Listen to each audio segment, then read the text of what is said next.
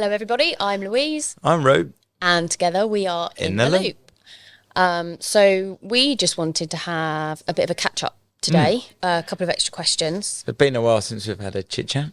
It has indeed. And I thought that quite a good topic, because I know we've got a guest coming up in the next few weeks as well, would be marketing. Because I don't know about you, but marketing is always such a minefield. A lot of stuff that people don't know about or don't know where to start. And I just Have you got a favourite?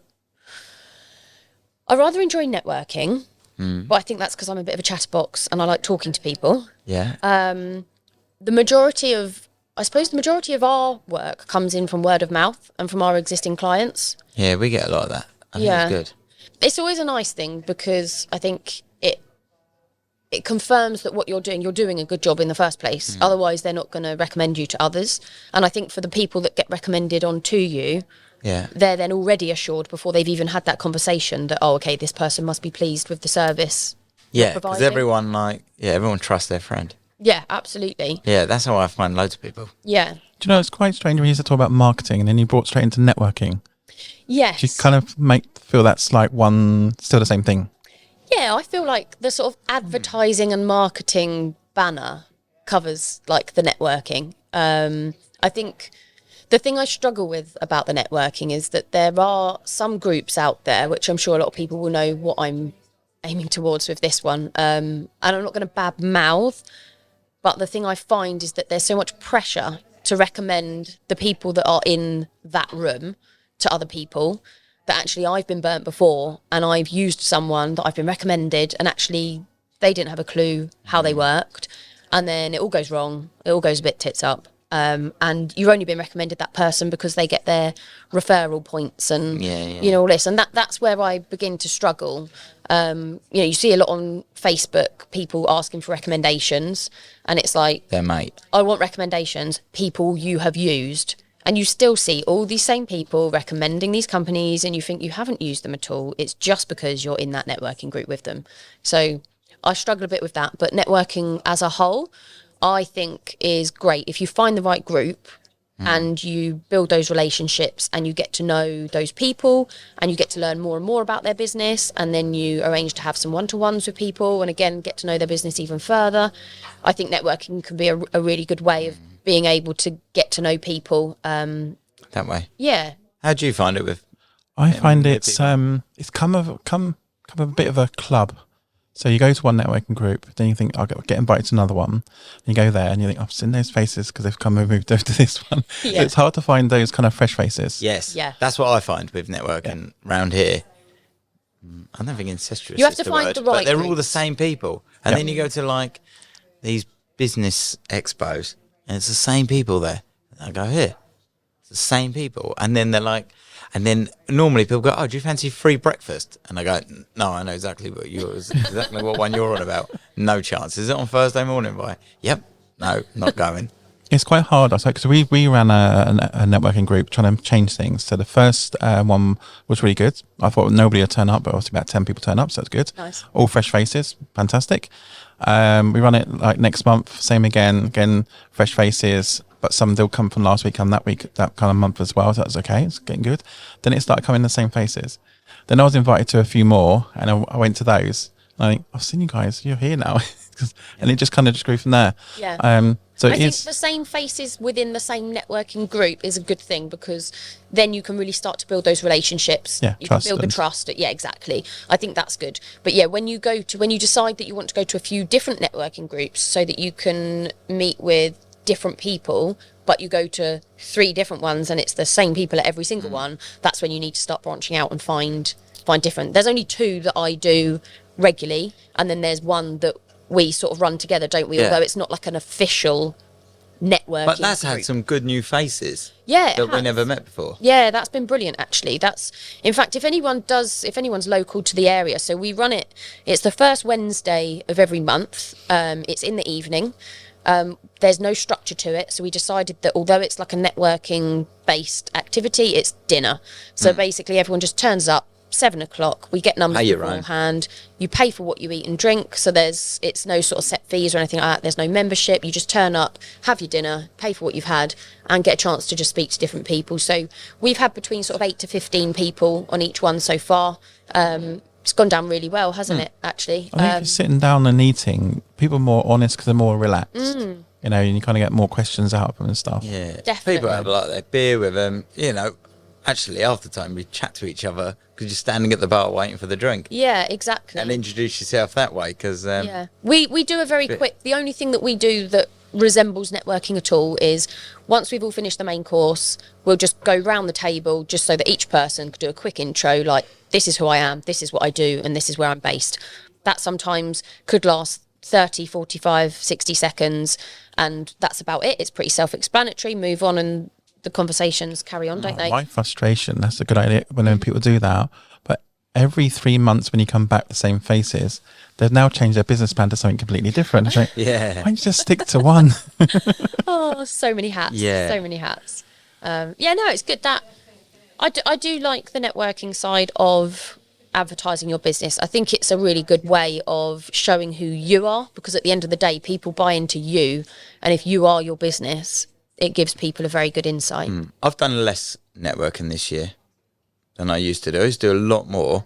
And then this year, I think I've done less. Partly because, like you say, there's very similar faces. And also with us, we want like 100 plumbers. I don't need one plumber. So Yeah. I don't want to go to these places where you have to refer each other because I need loads of you. I don't just need Your reach is a one. lot Yeah. bigger, isn't it? And also like where we do, or they're like, oh, there's a builder here. He needs you. I'm like, yeah, great. But he's probably using Sketch, which is better for him. Or I need like 100 of these guys. So, and yeah, like it was all quite repetitive. I find mingling is good for me. So I like walk up and down the high street every time I have to get something, pop into the shops of everyone. Hey, how's it going? How's this? How's that? You heard about this? And then Got any bins that need collecting? the amount of times we get jobs and they're like, oh, I spoke to Tyler at the menswear, like at the clothes shop. He said about this. Oh, yeah, we do that. We just signed up another person today. They use us. And we'll just walk around the high street or, I was a member of a spa before. I got my loads of That's work. the way mingling is kind of like, not the pressure of like you're trying to sell something, you're not there kind of sell, you're just chatting and then it just kind of falls into that conversation. Yeah. I find that's quite good. Yeah, when I was talk. a member of this spa, no one ever used to tell anyone about, it would just be like casual. How was your week? Yeah, good. And like people would give each other tips on how they did something. And then they go, oh, you're the rubbish man. I need this in my business. Can you help this out? I was like, gee, you get all your money back. Yeah. Same at like the gym.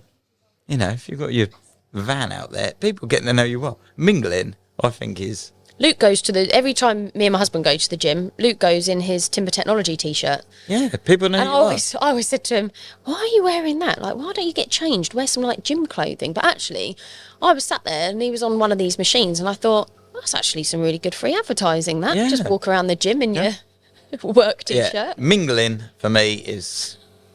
What the about thing. sponsorship? Do you do any sponsorship or anything? Oh yeah, so we did this sponsorship last week for Fleet Phoenix, Oh, which right. is really good, which is a youth centre in Fleet.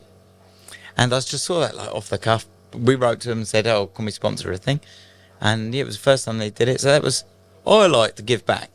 Yeah. I think that's quite good about Yeah. having a business.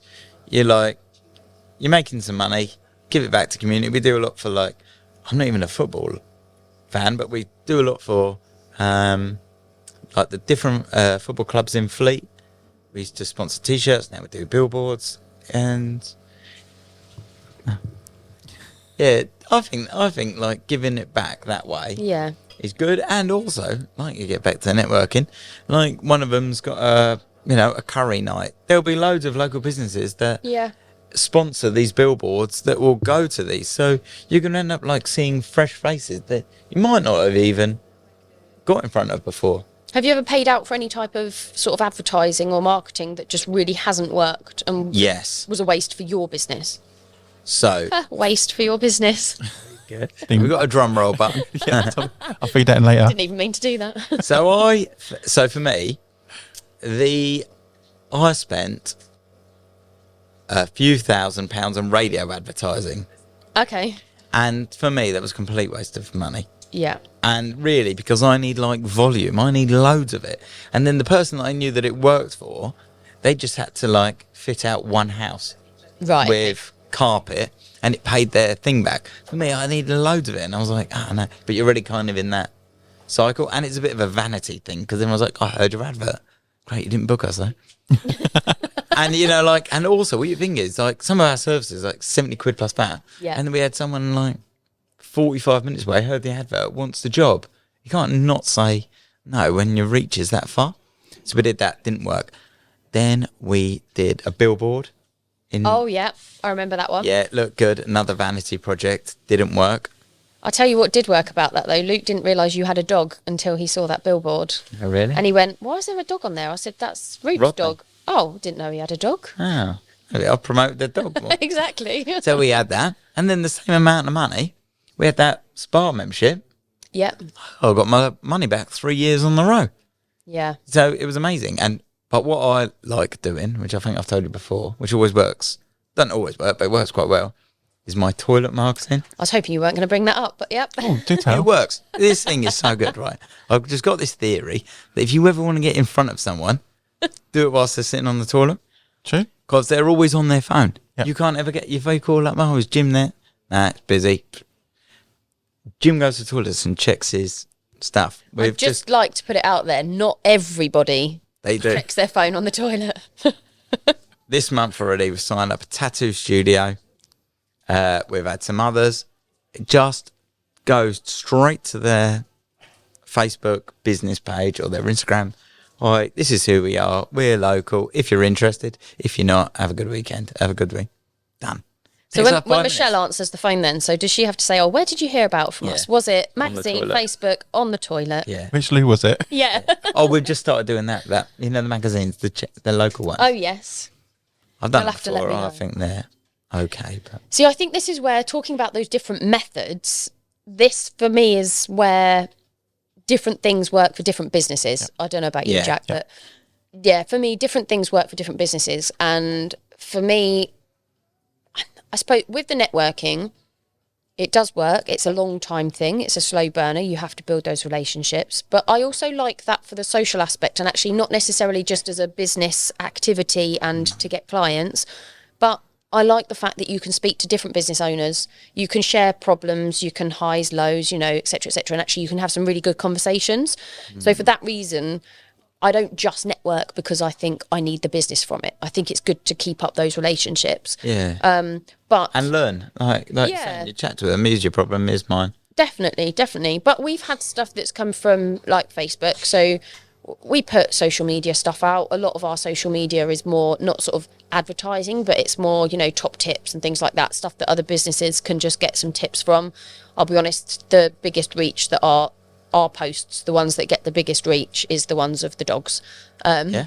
People love the posts with the dogs in it. They don't actually care about bookkeeping. They don't care about any of Actually, that. that's true. They just When like we the do dogs. stuff and we're like, here's this big pile of rubbish there, nothing. Yeah. We put a thing like, look at this massive teddy bear that we've got, or like the dog's rolled over in this, like. Yeah, people do love it. But yeah, I think it's a minefield, isn't it, with the TikTok? marketing? I think Oh, no, I think with the like radio, magazine, colour advertising, they're the long game. Yeah. So you've got to kind of build trust up, because if you're in a magazine 1 month, then you're not, then you're back again. People are going to think your business is up and down. You know, you're not going to build trust. That was quite an age ago. I mean, talking about years ago, I was going to do an advert in a gaming magazine. They kind of said that you need at least 6 months minimum. But that's quite a lot of money for 6 months minimum. Yeah, and a lot So- of like new starters don't want to spend that kind of money. No, because everyone kind of now, I think the now kind of generation is more like, we need something, a quick fix. We need something quick out there to do Yeah, stuff with. people love quick. And that's like, I think that TikTok, I don't use it personally. I don't really like it. I took it off because I found it quite addictive. I ended up following boring people's stuff. But I met this guy once who's got an IT business, and I don't know, just, you know, bloke, he's like 45, blah, blah, blah. I said to him, how do you get customers? He said, TikTok. I said, really? Like, Oh, I this just guy can't did bring not myself seem to like sign it. up to it. And he said to me, thing is, Root, there's a lot of very wealthy youngsters nowadays, and these very wealthy youngsters, whilst they're scrolling through boats, girls, cars, all the rest of it, this thing pops up of IT, and they're still, so you're like getting them in between that thing. Still, I haven't taken to it, but that's what they're doing. I got quite a lot of IT consultancy through my YouTube channel, so it does kind of work. Yeah. Because people will be able to see you, and if you're demonstrating something and it's doing your skill set, they can see you actually do know what you're talking about, and they kind of hop on board. But trying to sell that over the phone or an advert to an IT company, it's quite hard. I guess with the magazine as well, where you were saying about the slow burner and, you know, it's all about the consistency, isn't it? And keeping your name out there, which again is why I quite like the networking, because it's a similar sort of thing. Instead of a magazine page or in person, but it's all about the continuity and keep going. And again, I think some people go wrong with networking because they'll go to one networking event and then a week later they'll say, oh, well, I'm not going back there, I didn't get any business from that. And they look at it in the wrong way. I only do 2 networking events now myself, and they're different people at each one. There's no crossover at all, so it's nice, different, and they're both run very differently, so you kind of get a different take from each one. I'll tell you what's quite good also for me is collaboration. Yeah. So like I can pick up the phone and I can speak to a mate in Birmingham who's got a really good waste business, but I don't really get this. How's this working? How are you doing that? He don't really care anyway because we're far and wide, but he gives us work. Sometimes we get customers up there, or you know, they're on a project, we give them work. We've got our mate in London, we pass each other like loads and loads of work. And so sometimes you're getting work, they're making a bit, you're making a bit, and you like build up that relationship. Then we go to the waste show every year, which you're more than welcome to join. And then, you know, busy that day. Well, that's a good point, actually, because it's like collaborating. But going back years ago, when I used to use a lot of B&Bs around, I used to turn up my B&B and say, no, you're fully booked, because the lady at the back of the office didn't actually book it, so I kind of went out. But then they never referred to me anything kind of local nearby, and it's an area that I've never been before. It'd be nice if they go, oh, there's a couple more down, but they're too scared to refer. They're losing me anyway because they can't get me on board. But it would have helped out another business. So but they don't want to. No. So true, because so 2 things on that. So obviously our last guest, Wayne, accountant, bookkeeper, obviously he can do the bookkeeping as well as I do the bookkeeping, but we've worked with people together now, and I'll look after the bookkeeping, he'll look after the accounting. Only last week he sent me a message to say, oh, you know, thanks for sending this person on. They want to also do this. You know, I'm happy to speak to them about it, but do you do that? Because I don't want to take it from you because you've already sent them my way type thing. There was no like, oh yeah, I'll do that, I'll add that in. And, you know, and as it happens, what they were talking about, I said, no, you crack on. Like, that's great. We have our own bits that we deal with. So that works really well. But I think sometimes people get a bit scared of like the competition side of things. But equally, we've had people that have come to us before and have said, oh, can you help with this? And actually it might be something that, yeah, we can help them with, but actually it's not really either our passion or something that we particularly enjoy doing, or maybe we'd only be able to give them 90% rather than the 100 that we would rather give. So we've said, do you know what, we can help you, but actually there's someone better. Contact this person because they're, you know, more, their expertise lay I like it. That kind of falls into reach, is like if you're preparing your business for the first time, work out the areas that you want to go to. Don't go too large. Start small and trying to, like, you know, like I was saying, kind of make it in that area first and then slowly widen the field out. But don't panic. Collaborate with other people around you. So if you take too much on one area, or that someone else may come in on another area, say, I like to do, and you kind of, I ain't got time. Collaborate with someone else and kind of send it off. Then you can then slowly kind of move outwards. Don't try like do the whole UK. You know? Someone said to me once, so why do you only do the bookkeeping? Why don't you do the accounting as well? I said, well, actually, if you look at the number of clients that we have bookkeeping wise, we've got a lot of bookkeeping clients, and that keeps us busy week by week, month by month. The accounting side of it that they would need is once a year, unless they need some, you know, monthly catch-ups, which isn't going to take all that much time. So let's just say that they need the accounting once a year. Well, actually, for that once a year job, I would much rather stick with the bookkeeping in-house and do that well, specialise in that, and then work with someone that does the accounting. So they know exactly what they're getting from us. They know exactly what they're getting from the accountant. But at the same time, we're working with that accountant. So actually, the client also knows that they only need to have one point of contact if they only want that, because the entire task is being dealt with. So what's the difference between a bookkeeper and an accountant? What makes them different? So the easiest way we always describe it is the bookkeeping deals with the daily transactions effectively that's coming in and out of your bank account. So anything that you need to record in terms of income and expenses, we would deal with. When it gets to the end of the month, we check that the bank balances, we check that all those transactions have been dealt with. We'll process any VAT returns that need doing, CIS returns for the construction industry, so it's a bit like PAYE up front. We'll do all of that so that then when it gets round to the end of the financial year, by the time it gets to that point, everything's been reconciled, all the figures have been dealt with, all the returns have been done. So the accountant then will produce the trial balance, look at the balance sheet, do all of the sort of, let's say, tax figures so that they can file the company returns. So effectively what they're working with are the figures that we've produced, which is why we're always stressing to people it's so important to work with a good bookkeeper, because you can pay a bookkeeper, but if they're rubbish, the accountant is going to be given false figures, incorrect figures, and if they don't check that themselves, if they rely on the figures that they're sent, then actually the accounts are going to be wrong as well. You could end up paying too much tax or too less, and then the HMRC come and hunt you down, and then you owe money in both fines and unpaid tax. Quick tip though, because I kind of, when you're talking about like accounts and stuff like that, is it, do you kind of say to people, have two bank accounts, main bank account is your main one, but then have a separate one where you can kind of just work out what your tax may be, forecasting it for the year, adding a bit month by month? Because I've heard lots of people when it gets to the end of the financial year, got the money there, I've got to now pay it. Well, my mate's got it. My mate's got it on an app. One of the guys, one of them banks, it sends it straight to the other one. I was going to say, this is really good. So there's a few banks now that are really starting to help with that. And over the last year, I'd say people are becoming a bit more aware of the money that they need to save. And this is exactly it. People would see the money sat in their bank account. And like we were talking to Wayne about last episode, people will see the money there. They'll think, oh, that's great. And they'll spend it. They forget about the fact that they've got a VAT bill coming up, or they've got their corporation tax to pay, or for their tax return, etc., etc. A lot of these banks now, they have, so I bank with Starling for my business account, and they deal with Spaces, as it's called. So I've set up sort of standing orders effectively, so that on the same time every month, it sends the money into these Spaces. When you log into your bank, in your main bank account, you see how much is left in there, but you've already squirreled away some money. It is really important for people to do that. I know a lot of our clients now, although obviously taking the expenses into account, they're not going to be paying, you know, exact amounts. I've got people that for their VAT, every time that they get income come into their bank, they will transfer 20% into a separate account. And even though they're going to have expenses that will lessen their VAT bill, actually it saves them a bit extra in there as well. People do it for the corporation tax, and there are ones, as you were saying, Roop, that do it automatically. So the minute money hits the bank, it'll automatically send money into one of the savings pots. I think I've got 4 accounts on mine. Got my main one. Yeah. Or one to save the VAT and the NI. Yeah.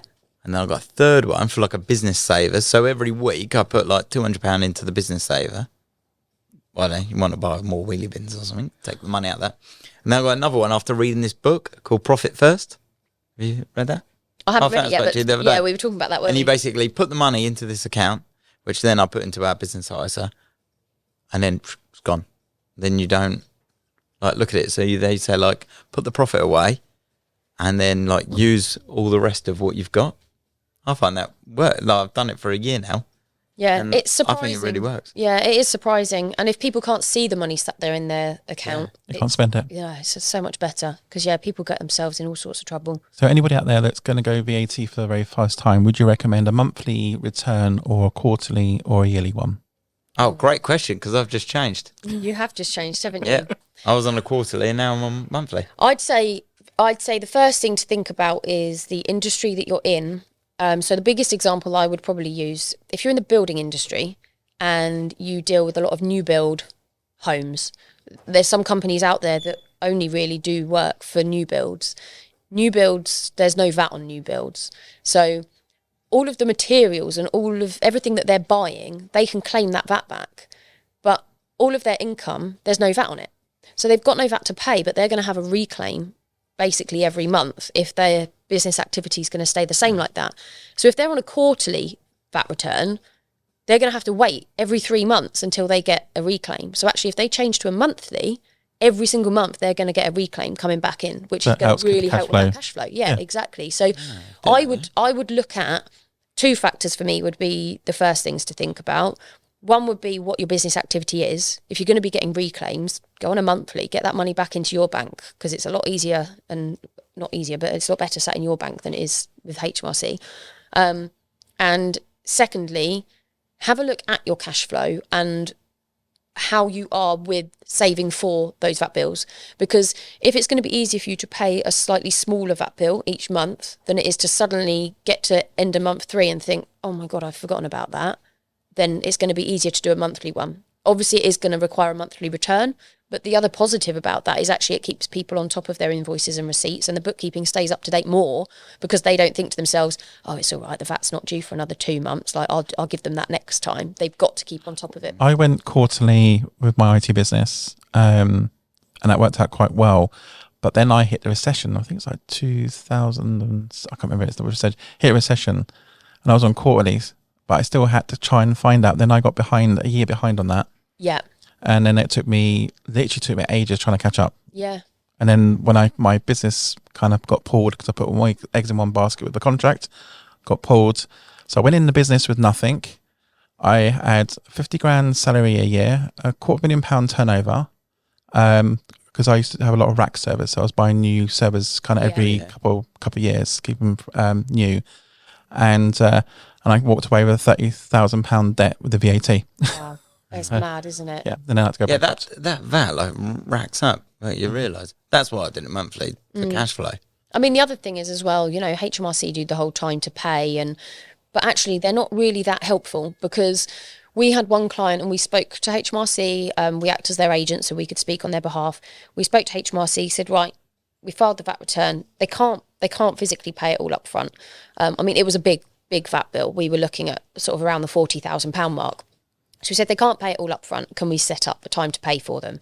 So they agreed, yes, that's fine. So they paid it off every 2 weeks. It all got paid up absolutely fine. But just as they're finishing paying that, the next VAT bill had come out, which was even higher. So again, phoned up and said, look, it's not going to be a common thing. The problem is they're doing this work at the moment, which is incurring these high bills. But actually, after this one, it's going to flip around again. They said, well, you can only do it once. Yeah, that's right. The thing. And they said, what's the other option? And I just said, well, the other option is we don't phone you, we don't pay you, you're none the wiser, you don't get your money.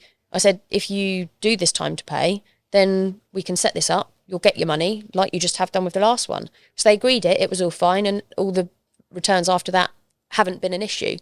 But the problem is there's people out there that don't pay it. So then it's very hard for them to have a blanket rule. I remember going back quite a few years ago. If a company didn't pay their VAT bill, they actually come on site, they try and work it with you, then they go off, then their next visit's don't pay, come on site, start removing goods. So they kind of collect their own kind of, I know it still carries on. Also though, I have to say with VAT, you get like a lot of new businesses and they're like, oh, I'm trying to stand under the threshold, I don't want to be in it, I don't want to go. And I think like, it's not actually as scary as it is. People don't want to be part of it. And I always think, well, that's fine, but what do you want to... Oh, what is the threshold now? 70? 85,000. Oh, 80. It used to be 60, didn't it? Yeah, I remember it. And, and then they want this business, and I want to do this, and I'm going to do this, and, and hey, how's your business going to be in like 10 years? Oh, I'm going to have this. Right, well, if you just want to stay under 60,000, you're never going to have that, so... But also, it can be a real benefit people don't do it. It's massive benefits for me. Yeah, and some people, you've got some businesses that actually being VAT registered is going to be a benefit to them because of the amount of items they have to buy. But also, there's certain companies that won't work with companies that aren't VAT registered. So there are positives to it. Yeah, and we rely on the trades. So where you get these other guys and they're like, oh, we'll be cheaper than him, we're not VAT. Well, these guys are like, well, actually, he is cheaper because same price as you and I can get 20% off. I suppose in a way, before you come VAT, is looking at, are you buying a lot of stuff in with the VAT on it, as well as like putting invoices out with VAT on it, then it's worth claiming. But also, not only goods, because we don't buy goods, but we pay for disposal. Yeah, so it's VAT on it. Good, so as long as you've got kind of a balance, then that kind of works out really well. Then you can kind of go. But also, I wouldn't go straight away, maybe a couple of years in, but do they still do where you claimed, when you do your first VAT claim, you're claiming back 3 years of stuff. Claim. So you can back claim. So then that's a nice cash flow. Yeah, definitely. Yeah. Also, the other thing that we always point out to people, which this is a good tip for people that have just become VAT registered, where people aren't VAT registered beforehand, as you were just talking about, people will look at the gross figure, so the cost that they're paying for something. someone might buy something and they'll be like, oh, it's 100 quid. Like, oh, I can get it on eBay for 95. Brilliant. Actually, when you're VAT registered, you need to look at where you're buying it from. Yeah. Because if they're in that same scenario, when they're VAT registered, they're going to be better off paying that 100 quid because they can then claim the VAT back. It's only but 80 people quid forget or about whatever, that side. Yeah, exactly. Yeah. So I think we have to do another podcast on the tax where you can where you buy equipment for your business, but then slowly differentiates because you kind of claim. depreciation. Yeah, you kind of claim the tax or something. Yeah, because you get that. Yeah. You know, we get that on vans, depreciation, and where we've done other stuff like this goes into. I think we mentioned it with Tim, didn't we? Yes. Like with leasing. Yeah. So like we've leased a van before, and then you know, and some people like that because you get the VAT back each month, and then we've done it again where we've done a hire purchase, paid the VAT up front. So it's like different ways of doing it. There's different ways of doing stuff, isn't there? And that's where, as well, depreciation is always a weird one because a lot of business owners don't want you to do the depreciation on a monthly basis because it will affect your profit and loss. So then they'll look at something, oh, why have we only made that? But it's taken the depreciation into account. Yeah. So most people we work with, we don't run the depreciation monthly. We will leave it and the accountant will then run the depreciation at the year end when they're doing the year end accounts. Because at that point, then it'll obviously lower any tax that they I just wouldn't be scared of it. I just think people should just do it. You know. What, that? Just do it. Just do it. Just get in there.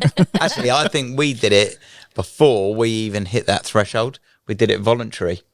Yeah, because I just thought that's the only way. Like, if I want that customer, the only way I'm going to get that customer is to be VAT registered. I know people that have a turnover of 35 to 40,000 and they're VAT registered for that reason. Better.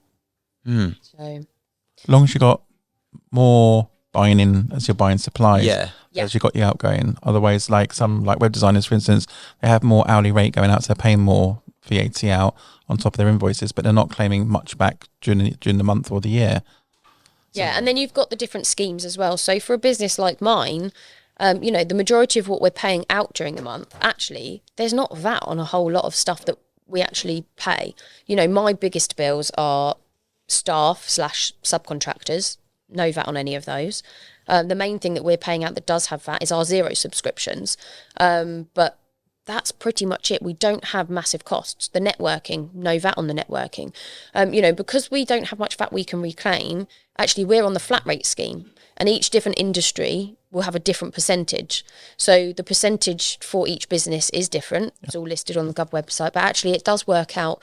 It works out better for me doing it on the flat rate scheme because then we're paying less VAT on each of our sales invoices for the money we receive. But at the same time, we can't claim back VAT on anything.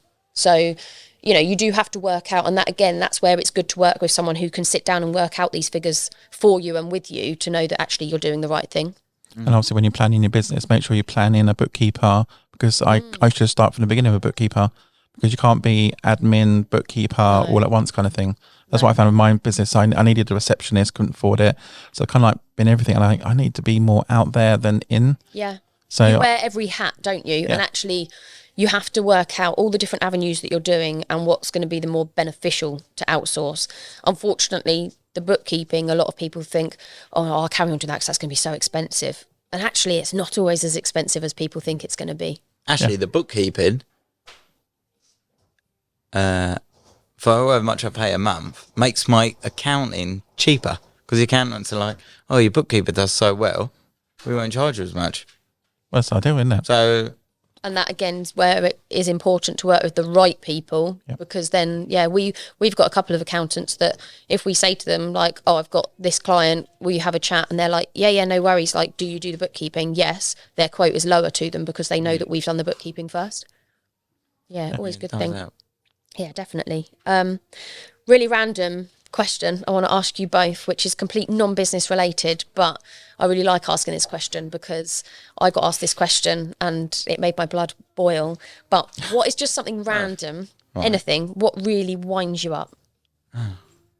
That's a good question. Oh my God. I don't know, actually, to be honest. You do, just not on the spot. Well, no, honestly, I don't. For me, it's people asking random questions. Boils me up. I'm kind of chilled, really. I kind of just let things happen, you know. Oh, see, I need to be a bit more like that, I think. No, what winds you up? Oh, I'm going to end up unleashing like 50 different things. What winds me up is people in the supermarket with trolleys. They are completely unaware of anything that they do with their trolley. So they'll be pushing down an aisle and then they'll want to look at something on the left and they push their trolley to the right and they'll be looking up on a shelf and they're blocking the entire aisle. And I just want to ram my trolley into them and move them out the way.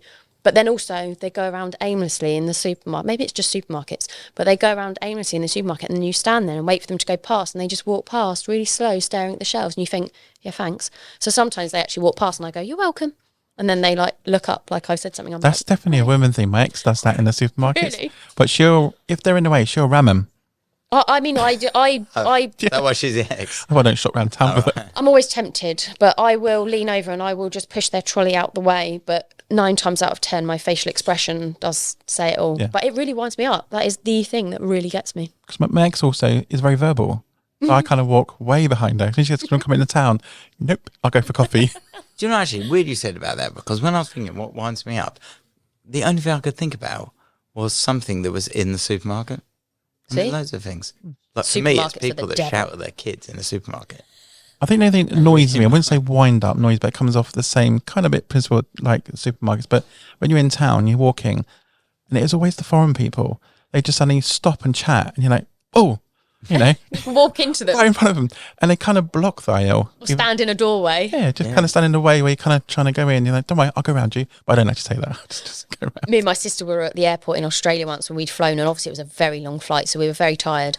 And trying to get to the toilets, there were all these tourists who had all surrounded themselves right in front of the like corridor that led down to the toilets, but they were stopped, scattered around the floor with their cases open, and you could not get through. You had to like stepping stone your way through. And I just thought, none of you have actually had the common decency to even leave a little path so that people can walk through.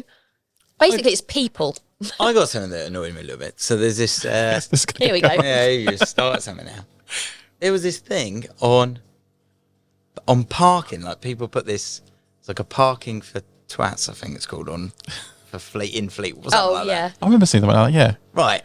And the thing is, so I'm like a bit mindful now, because the other day we did something and one of the boys had parked the van like half on the curb, half on this, and then I'm like, oh no, we're going to end up on this Facebook site, someone's going to complain they can't get a pushchair past. And then anyway, so I said, like, put it on the road, and then I see someone complaining. Oh, great. Now we'll have to drive around your van. And then someone else put it on half.